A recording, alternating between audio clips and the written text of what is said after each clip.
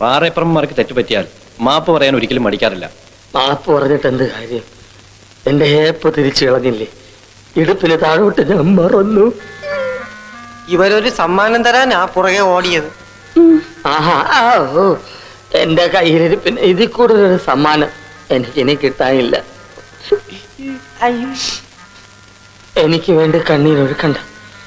നിങ്ങൾ നിങ്ങളുടെ മകൾക്ക് വേണ്ടി കണ്ണീരൊഴുക്കുവീൻ. ആമേൻ. പോടാ, ആമേൻ പറയാറായിട്ടില്ല.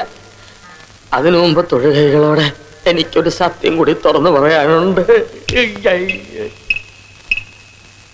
എനിക്ക് തൊഴാൻ നിവൃത്തിയില്ലാത്തത് കൊണ്ട് എനിക്ക് വേണ്ടി എൻ്റെ ആരോഗ്യം തൊഴും. തൊഴടാ, തൊഴു. തല തകർന്നതാണ്.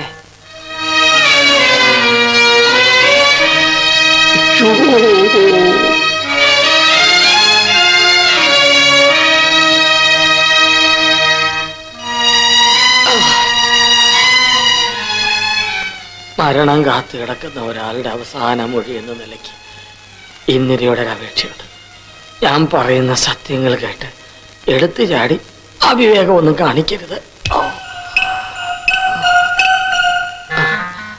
മനസ്സാ വാച കർമ്മണ അറിയാത്ത കുറ്റത്തിന് നന്ദുവിനെ വേർപിരിഞ്ഞ് ഇന്ദു പോയപ്പോ നിങ്ങളെ വീണ്ടും ഒന്നിപ്പിക്കാൻ വേണ്ടി എൻ്റെ തലയിൽ ഉദിച്ച മനഃശാസ്ത്ര സമീപനമാണ് ബ്രെയിൻ ഓഫ് ഫ്രെഞ്ചീനിയ വോക്ടോപ്പിക്ക. ഇങ്ങനെ ഒരു രോഗം ഈ ഭൂമിയിലെന്നല്ല ഈ പ്രപഞ്ചത്തിൽ എവിടെയെങ്കിലും ഉണ്ടോന്ന് പോലും എനിക്കറിയില്ല. അയ്യോ, നന്ദുവിന് യാതൊരു അസുഖവുമില്ല. ഇതാണ് സത്യം. മേനോൻ സാറ് പാവമാണ്. ഈ കുറ്റത്തിൽ വെറും ഒരു മാപ്പ് സാക്ഷി മാത്രം.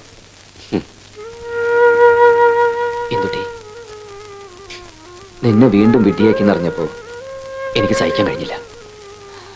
എല്ലാം തുറന്നു പറയാൻ ഒരുങ്ങിയപ്പോഴൊന്നും നീ ഒട്ട് സമ്മതിച്ചുമില്ല.